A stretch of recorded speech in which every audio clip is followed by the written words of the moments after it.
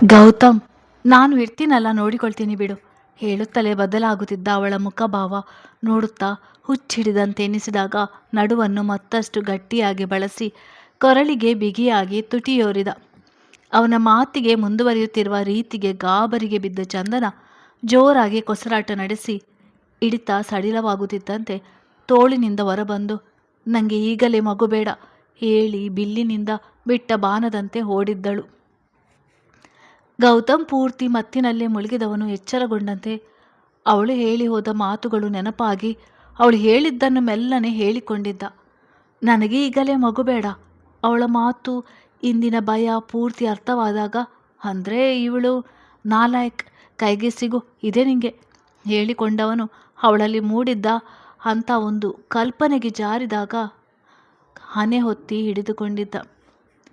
ಒಂದೇ ಉಸಿರಿಗೆ ಓಡಿ ಬಂದ ಚಂದನಗೆ ಚಿನ್ನಯ್ಯ ಎದುರಾಗಿದ್ದ.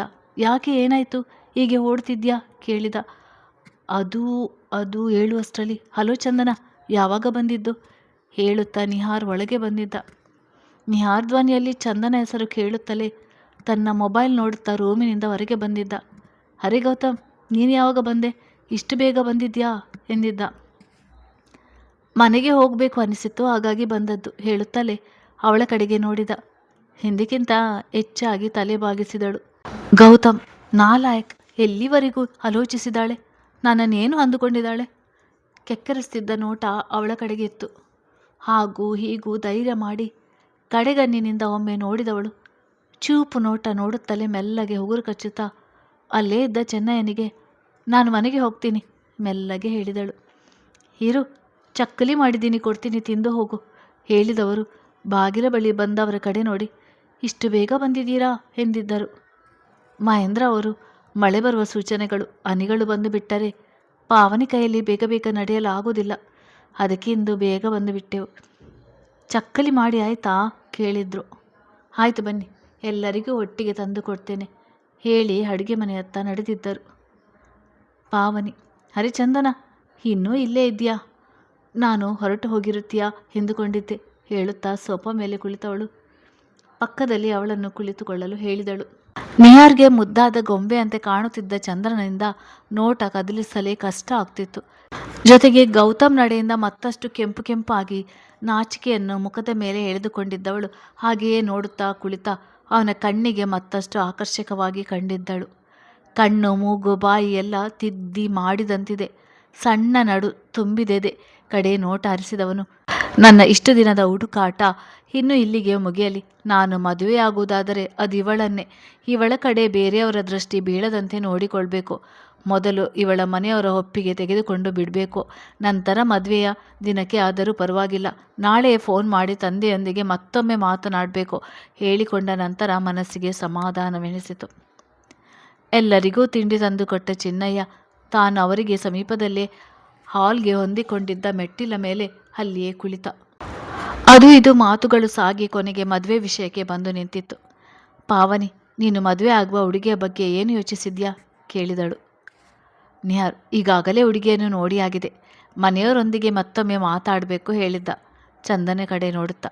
ಮಹೇಂದ್ರ ಅವರು, ಪರವಾಗಿಲ್ಲ, ತುಂಬ ಮುಂದುವರೆದಿದ್ಯಾ, ನಮ್ಮ ಗೌತಮ್ಗೆ ಒಂದು ಮದುವೆ ಆಗಿಬಿಟ್ಟರೆ ಸಾಕು. ಯಾಕೋ ಅವನು ನಡೆದುಕೊಳ್ಳುವುದು ನೋಡಿದರೆ ಅದು ಕನಸು ಎನಿಸ್ತದೆ ಎಂದಿದ್ದರು.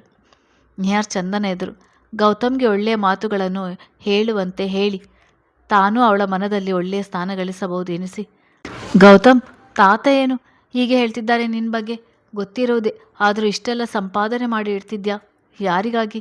ಎಂಜಾಯ್ ಮಾಡಬೇಕಾದ ವಯಸ್ಸಿನಲ್ಲಿ ಸನ್ಯಾಸಿಯಂತೆ ಬಾಳುತ್ತಿದ್ಯಾ, ಇಷ್ಟೆಲ್ಲ ಆಸ್ತಿ ಮಾಡ್ತಿದ್ಯಾ, ಇನ್ನು 1ಕ್ಕೆ 10ರಷ್ಟು ಸಂಪಾದನೆ ಮಾಡುತ್ತಿದ್ಯಾ, ಆದರೆ ಈ ವಯಸ್ಸಿನಲ್ಲಿ ನಿನಗೆ ಇದೆಲ್ಲದರಿಂದ ನೆಮ್ಮದಿ ಸಿಗುತ್ತದೆಯೇ? ಈ ವಯಸ್ಸಿನಲ್ಲಿ ಸಹಜವಾಗಿ ಬೇಕಾಗಿರೋದು ಸಂಗಾತಿಯ ಸಾಂಗತ್ಯ, ನಮಗಾಗಿ ಮಿಡಿಯುವ ಒಂದು ಜೀವ, ಅವರ ಜೊತೆ ವ್ಯಯಿಸುವ ಸಮಯದಲ್ಲಿ ಸಿಗುವ ನೆಮ್ಮದಿ ನಿನ್ನ ಆಫೀಸ್ನ ಕೆಲಸಗಳ ಒತ್ತಡದ ನಡುವೆ ಸಿಗೋದಿಲ್ಲ. ಎಲ್ಲದಕ್ಕೂ ಒಂದು ವಯಸ್ಸು ಎಂದು ಇರುತ್ತದೆ. ಇಂಥ ಸಮಯದಲ್ಲಿ ಹುಡುಗಿಯ ಜೊತೆ ರೆಸ್ಟೋರೆಂಟ್ಗೆ ಹೋಗೋದು, ಅವರು ಕೇಳೋ ಮುಂಚೆ ಅವರಿಗೆ ಬೇಕಾದದನ್ನು ಕೊಡಿಸಿ ಅವರನ್ನು ಖುಷಿಪಡಿಸುವುದನ್ನು ನೋಡೋದು, ಗಿಫ್ಟ್ಗಳು ಕೊಡಿಸೋದು, ಚಾಕ್ಲೇಟ್ ಕೊಡಿಸೋದು, ಅವ್ರಿಗೆ ಕಾಳಜಿ ತೋರಿಸ್ತಾ ನಿನಗಾಗಿ ನಾನಿದ್ದೇನೆ ಎಂದು ಹೇಳಿಕೊಳ್ಳುವುದು, ಒಂದು ರೀತಿಯ ಥ್ರಿಲ್, ಸೆಲ್ಫಿ, ಸುತ್ತಾಟ, ಮುಸ್ಸಂಜೆಯ ಸಮಯ ಜೊತೆಯಲ್ಲಿ ಒಟ್ಟಿಗೆ ಸಮಯ ಕಳೆಯುವುದು, ಅದಕ್ಕೆಲ್ಲ ಕೇಳಿಕೊಂಡು ಬಂದಿರಬೇಕು. ಹುಡುಗಿಯರ ಮನಸ್ಸು ನಿನಗೆ ಅರ್ಥ ಆಗಲು ಸಾಧ್ಯವಿಲ್ಲ. ನೀನು ಆಗಾಗ ಹಿಮಾಲಯಕ್ಕೆ ಹೋಗಿ ಬಂದು ಮಾಡ್ತಾ ಇರು, ರೇಗಿಸುವ ದಾಟಿಯಲ್ಲಿ ತನ್ನ ಅನಿಸಿಕೆ ಹೇಳಿದ್ದ. ಹಿಮಾಲಯಕ್ಕೆ ಹೋಗಿ ಬಂದು ಮಾಡು ಎನ್ನುವ ಮಾತು ಬಿಟ್ಟರೆ ಮಿಕ್ಕ ಎಲ್ಲ ಮಾತುಗಳು ನಿಜ. ಗೌತಮ್ ಕೂಡ ಎಲ್ಲರಂತೆ ನಡೆದುಕೊಂಡಿದ್ದರೆ ಆಗುತ್ತಿತ್ತು ಎನಿಸಿ ಅವನ ಮಾತುಗಳು ಅಲ್ಲಿದ್ದವರಿಗೆಲ್ಲ ಸರಿ ಎನಿಸಿತು. ಆದರೆ ಗೌತಮ್ ಮಾತ್ರ ಅವನ ಮಾತಿಗೆ ಒಂದು ಸಮಾಧಾನದ ನೋಟ ಅವನ ಕಡೆ ನೋಡಿ ಮೊಬೈಲ್ನಲ್ಲಿ ಇಲ್ಲಿವರೆಗೂ ನೋಡುತ್ತಿದ್ದ. ಇಂದು ಮಧ್ಯಾಹ್ನ ರೆಸ್ಟೋರೆಂಟ್ನಲ್ಲಿ ಚಂದನ ಜೊತೆ ತೆಗೆದುಕೊಂಡಿದ್ದ ಸೆಲ್ಫಿಗಳನ್ನು ಸ್ಕ್ರೋಲ್ ಮಾಡಿ ನೋಡುವುದರಲ್ಲಿ ಬ್ಯುಸಿಯಾಗಿದ್ದ. ಗೌತಮ್ನನ್ನು ಹಿಮಾಲಯಕ್ಕೆ ಹೋಗಿ ಬಾ ಎಂದ ಮಾತಿಗೆ ಕೆರಳಿದ ಚಿನ್ನಯ್ಯ ಮಾತ್ರ ಇನ್ನು ಮಧ್ಯಾಹ್ನ ಕೇಕ್ ಹೌಸ್ ಮುಂದೆ ಕಾರು ನಿಲ್ಲಿಸಿ ಒಳಗೆ ಹೋದ ಚಂದನ ಗೌತಮರನ್ನು ನೋಡಿದ ಕಾರಣ ಕೆಲವರು ಮಾತಾಡ್ತಾರೆ, ಮಾಡಿ ತೋರಿಸುವುದಿಲ್ಲ. ಇನ್ನು ಕೆಲವರು ಹೇಳೋಲ್ಲ, ಹಾಗೆ ನಡೆದುಕೊಳ್ತಾರೆ. ಸದ್ಯದ ಪರಿಸ್ಥಿತಿ ನೋಡಿದರೆ ನೀವು ಆಗಾಗ ಹಿಮಾಲಯಕ್ಕೆ ಹೋಗಿ ಬರುವ ಅಭ್ಯಾಸ ಮಾಡಿಕೊಳ್ಳಿ. ನಮ್ಮ ಚಿಕ್ಕ ಯಜಮಾನರಿಗೆ ಅಂಥ ಅವಶ್ಯಕತೆ ಈಗ ಇಲ್ಲ ಹೇಳಿ ಅವನೇನಾದರೂ ತಿರುಗಿ ಮಾತಿಗೆ ಮಾತು ಹೇಳುವ ಮೊದಲೇ ಅಲ್ಲಿ ನಿಲ್ಲದೆ ಕಾಫಿ ತರ್ತೀನಿ ಅನ್ನುತ್ತಾ ಅಡುಗೆ ಮನೆಗೆ ನಡೆದಿದ್ದರು. ನಿಹಾರ್, ನಾನು ಹಿಮಾಲಯಕ್ಕೆ ಹೋಗಬೇಕಂತೆ. ಇವನಿಗೆ ತಲೆ ಕೆಟ್ಟಿದೆ. ಹೋಗಬೇಕಾಗಿರುವುದು ಇವನ ಯಜಮಾನ ಎಂದುಕೊಂಡೆ. ನನ್ನ ಮಾತುಗಳು ಗೌತಮ್ಗೆ ಅರ್ಥ ಆಗಲಿಲ್ಲ ಎನ್ನಿಸ್ತದೆ. ಎಷ್ಟು ಸಮಾಧಾನವಾಗಿ ಕುಳಿತಿದ್ದಾನೆ ಎಂದುಕೊಂಡ. ತಿರುಗಿ ಬಂದ ಚಿನ್ನಯ್ಯ ಚಂದನ ತಂದಿದ್ದ ಪ್ರಸಾದ ಇಂದ್ರಾಣಿ ಅವರ ಕೈಗೆ ಕೊಟ್ಟು, ಎಲ್ಲರಿಗೂ ಕೊಟ್ಟು ಬಿಡಿ, ಪದ್ಮ ಅವರು ಕಳಿಸಿದ ಪ್ರಸಾದ ಎಂದಿದ್ದರು. ಇಂದ್ರಾಣಿ ಅವರು ಎಲ್ಲರಿಗೂ ಪ್ರಸಾದ ಕೊಟ್ಟವರು ಗೌತಮ್ ಎದುರು ನಿಂತು ಕೈಯಲ್ಲಿದ್ದ ಪ್ರಸಾದವನ್ನು ಮುಷ್ಟಿಯಲ್ಲೇ ಉಳಿಸಿಕೊಂಡಿದ್ದರು. ಗೌತಮ್ಗೆ ಚಂದನ ಹೇಳಿದ ಮಾತುಗಳು ನೆನಪಾಗಿದ್ದವು. ಪ್ರತಿಯೊಬ್ಬರೂ ಅವರವರ ತಾಯಿಗೆ ಎಷ್ಟು ಕೃತಜ್ಞರಾಗಿದ್ದರೂ ಸಾಲದು. ತಮ್ಮ ಪ್ರಾಣದೊಂದಿಗೆ ಹೋರಾಡಿ ತಮ್ಮ ಮಗುವಿಗೆ ಜನ್ಮ ನೀಡಿರುತ್ತಾರೆ. ಸಾಧ್ಯವಾದರೆ ಒಮ್ಮೆ ಕ್ಷಮಿಸಿ ನೋಡಿ. ಮರುಕ್ಷಣ ಅವರ ಮುಂದೆ ಕೈ ಒಡ್ಡಿದ. ತನ್ನ ಮಗನಿಗೆ ಪ್ರಸಾದ ಕೊಡುವ ಯೋಗ್ಯತೆಯೂ ಇಲ್ಲ ಎಂದು ಯೋಚಿಸ್ತಾ ನಿಂತಿದ್ದ ಇಂದ್ರಾಣಿ ಅವರಿಗೆ ತನ್ನ ಮುಂದೆ ಚಾಚಿದ ಅವನ ಕೈ ನೋಡಿ ಒಂದು ಕ್ಷಣ ನಂಬುವುದಕ್ಕೆ ಕಷ್ಟ ಎನಿಸಿತು. ಇದು ಸಾಧ್ಯವೇ ಎಂದುಕೊಂಡೇ ಅವನ ಮುಖದ ಕಡೆಗೊಮ್ಮೆ ನೋಡಿದರು. ಮುಖದಲ್ಲಿ ಗೊಂದಲ ತುಂಬಿದ್ದರೂ ಅವರ ಮುಂದೆ ನೀಡಿದ್ದ ಕೈ ಹಿಂತೆಗೆದುಕೊಳ್ಳಲಿಲ್ಲ. ನಿಹಾರ್ ಒಬ್ಬನನ್ನು ಬಿಟ್ಟು ಎಲ್ಲರಿಗೂ ಸಂತಸವಾಗಿತ್ತು. ಅಚ್ಚರಿ ಸಂತೋಷಕ್ಕೆ ಏನು ಮಾಡಬೇಕೋ ತಿಳಿಯದೆ ನಿಂತವರಿಗೆ ಮಹೇಂದ್ರ ಅವರು, ಇಂದ್ರಾಣಿ, ನಿನ್ನ ಮಗನಿಗೆ ಪ್ರಸಾದ ಕೊಡು ಎಂದಿದ್ದರು. ಅವನ ಅಂಗೈಯಲ್ಲಿ ಪ್ರಸಾದ ಇಟ್ಟವರು ಹಾಗೆ ಬೆರಳ ತುದಿಗಳ ಸವರಿದರು. ಕಣ್ಣು ತುಂಬಿ ಬಂದಿತ್ತು. ಜಾರಿದ ಕಣ್ಣ ಹನಿಗಳು ಗೌತಮ್ನ ಇನ್ನೊಂದು ಮುಂಗಾಯಿ ಮೇಲೆ ಬಿದ್ದಾಗ ಸ್ವಲ್ಪ ಕೆಲಸ ಇದೆ ಹೇಳಿ ತನ್ನ ರೂಮಿನ ಕಡೆಗೆ ನಡೆದಿದ್ದ. ಅಂಗೈಯಲ್ಲಿ ಇದ್ದುದನ್ನು ನೋಡುತ್ತಾ ಉಳಿದು ಬಿಟ್ಟ. ಒಂದು ಕಾಲದಲ್ಲಿ ಅವರ ಕೈಯಿಂದ ತಿನ್ನಲು ಬಯಸಿದ್ದನ್ನು ಯೋಚಿಸ್ತಾ ನಿಂತ. ಇಂದ್ರಾಣಿ ಅವರಿಗೂ ಅಲ್ಲಿ ನಿಲ್ಲಲು ಕಷ್ಟ ಎನಿಸಿತು. ಕುಸಿದು ಕುಳಿತವರ ದುಃಖ ಕಣ್ಣೀರಿನ ರೂಪದಲ್ಲಿ ಹೊರಬಂದಿತ್ತು. ನೋವಿನ ನಡುವೆಯೂ ಮನಸ್ಸು ಹಗುರವಾದಂತೆ ತಮ್ಮ ಮಗ ತನ್ನನ್ನು ಒಪ್ಪಿಕೊಳ್ಳುವ ಹಾದಿಯಲ್ಲಿದ್ದಾನೆ ಎನ್ನುವ ವಿಷಯ ಮನದಲ್ಲಿ ಸಂಭ್ರಮ ಮೂಡಿಸಿತು. ಇಷ್ಟು ಕ್ಷಮಿಸಿದೆಯಲ್ಲ, ಸಾಕು ಗೌತಮ್ ಎಂದುಕೊಂಡರು. ಚಂದನ, ನಾನು ಅಂದ ಮಾತಿಗೆ ಅವರು ಯಾವ ರೀತಿ ಕೋಪ ಮಾಡಿಕೊಂಡು ಪ್ರಶ್ನೆ ಕೇಳಬಹುದೆನಿಸಿ ಒಂದು ದಿನ ದೀಪಾಂಜಲಿಗೆ ಹೋಗದೆ ಸಮಯ ತಳ್ಳಿದಳು. ಆದರೆ ಹೋಗದೆ ಉಳಿಯಲು ತುಂಬ ಕಷ್ಟವಾಗುತ್ತಿದೆ ಎನ್ನುವ ಅರಿವು ಆಗಿತ್ತು. ಆದರೂ ಸ್ವಲ್ಪ ಸಮಯ ಕಳೆದಿರುವ ಕಾರಣ ಅವರ ಕೋಪ ಈಗ ಕಡಿಮೆಯಾಗಿರುತ್ತದೆ. ಇಂದು ಹೋಗಿ ಬರಬೇಕು ಎಂದುಕೊಂಡಳು. ಅಂದು ಎಂದಿನಂತೆ ತುಳಸಿ ಪೂಜೆ ಮುಗಿಸಿದವಳು ಪಕ್ಕದ ಕಾಂಪೌಂಡಿನಿಂದ ಪ್ರಕೃತಿ ಜೋರಾಗಿ ಅಕ್ಕ ಅಕ್ಕ ಎಂದು ಕರೆದಾಗ ದೀಪಾಂಜಲಿಯ ಕಡೆಗೆ ಬಂದಿದ್ದಳು. ಪಾವನಿ ಬಾಗಿಲ ಬಳಿಯೇ ಅವಳನ್ನು ಎದುರುಗೊಂಡಿದ್ದಳು. ನೀನು ಬಂದಿದ್ದು ಒಳ್ಳೆಯದೇ ಆಯಿತು, ತಗೋ ಇದನ್ನು, ನಾನೇ ಹೆಣೆದದ್ದು, ಬಾಗಿಲಿಗೆ ಹಾಕು. ಯಾರ ಕೈಯಲ್ಲಿ ಹಾಕಿಸುವುದು ಎಂದು ನೋಡುತ್ತಿದ್ದೆ. ಕೇಳುತ್ತಾ ತಾನೇ ಹೆಣೆದಿದ್ದ ಹಸಿರು ಮಣಿಗಳಿಂದ ಕೂಡಿದ ತೋರಣವನ್ನು ಚಂದನ ಕೈಗೆ ಕೊಟ್ಟಿದ್ದಳು. ಪ್ರಕೃತಿ ಬಳಿ ಬಂದು ಮಮ್ಮಿ ಎನ್ನುತ್ತಾ ನಿಂತಾಗ ಅರ್ಥ ಮಾಡಿಕೊಂಡ ಪಾವನಿ, ನೀನು ಹಾಕಿಬಿಡು, ನಾನು ಅವಳನ್ನು ವಾಶ್ರೂಮ್ಗೆ ಕರೆದುಕೊಂಡು ಹೋಗ್ತೀನಿ ಹೇಳಿ ಅಲ್ಲಿಂದ ನಡೆದಿದ್ದಳು. ಚಂದನ ಮೊದಲು ಸ್ಟ್ಯಾಂಡ್ ಅಥವಾ ಕುರ್ಚಿ ತರೋಣ ಎಂದುಕೊಂಡಳು. ಅದೆಲ್ಲ ಯಾಕೆ, ನಾನೇ ಉದ್ದ ಇದ್ದೀನಲ್ಲ, ಕೈಗೆಟಬಹುದು ಎಂದುಕೊಂಡು ಪ್ರಯತ್ನಿಸಿದಳು. ನೀಲ ಎತ್ತರ ಇದ್ದ ಕಾರಣ ಮುಂಗಾಲಿನ ಮೇಲೆ ನಿಂತು ಪ್ರಯತ್ನಿಸಿದಳು. 5 ನಿಮಿಷದಿಂದ ಕೈಕಟ್ಟಿ ಅವಳನ್ನೇ ಗಮನಿಸುತ್ತಿದ್ದ ಗೌತಮ್ ಸರಿಯುತ್ತಿದ್ದ ಸೆರಗ ನೋಡಿ, ಈ ಫ್ಯಾನ್ಸಿ ಡ್ರೆಸ್ ಹಾಕಬೇಡ ಎಂದರೂ ಕೇಳುವುದಿಲ್ಲ ಎಂದುಕೊಂಡೆ. ಸೆರಗಿನ ಮರೆಯಿಂದ ಚೂರೇ ಚೂರು ಕಾಣುತ್ತಿದ್ದ ಬರಿದಾದ ನಡು ಮೋಡದ ನಡುವೆ ಇಣುಕುವ ಚಂದ್ರನನ್ನು ನೆನಪಿಸುವಂತೆ ಕಾಣುತ್ತಿದ್ದುದನ್ನು ನೋಡುತ್ತಾ ಅದೇನು ಇಷ್ಟೊಂದು ಬಣ್ಣ ಗೊಣಗಿಕೊಂಡೇ ನಿಂತವನು ಇನ್ನು ಸಾಧ್ಯವಿಲ್ಲ ಎನಿಸಿದಾಗ ಬಳಿ ಬಂದು ನಡು ಬಳಸಿ ಎತ್ತಿ ಹಿಡಿದಿದ್ದ. ಚಂದನ ಮೊದಲು ಕಣ್ಣರಳಿಸಿದರು, ನಂತರ ಹಿಡಿಕೆಯನ್ನು ಮೊಲೆಗೆ ಸಿಕ್ಕಿಸಿದಳು. ಕೈಗೆ ಹೆಟುಕದ ಮೇಲೆ ಯಾಕೆ ಪ್ರಯತ್ನಿಸಬೇಕು?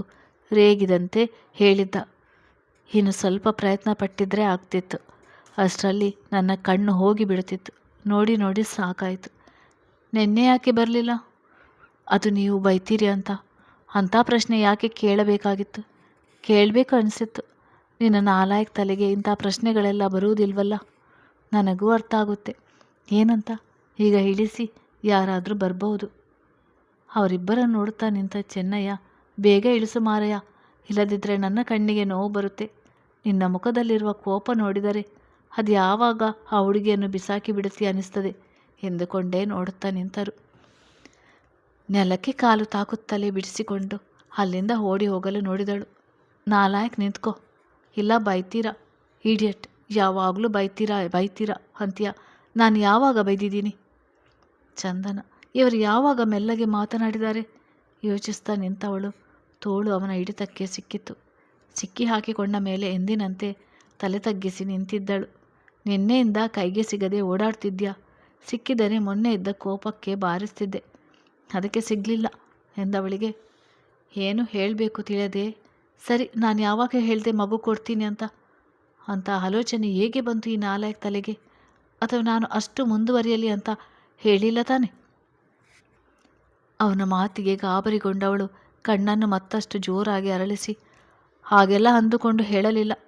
ಒಂದು ವೇಳೆ ಹಾಗೆ ಆಗಿಬಿಟ್ಟರೆ ಎನ್ನುವ ಭಯದಿಂದ ಹೇಳಿದ್ದು. ಕೈ ಬಿಡಿ, ಒಳಗೆ ಹೋಗಬೇಕು. ಹಿಡಿಯಟ್, ಇನ್ನೊಂದ್ಸಲ ಹೀಗೆ ಹುಚ್ಚಾಗಿ ಪ್ರಶ್ನೆ ಕೇಳಿದರೆ ಯಾವುದಾದ್ರೂ ಕಾಡಿಗೆ ಕರೆದುಕೊಂಡು ಹೋಗಿ ಬಿಟ್ಟು ಬರ್ತೀನಿ.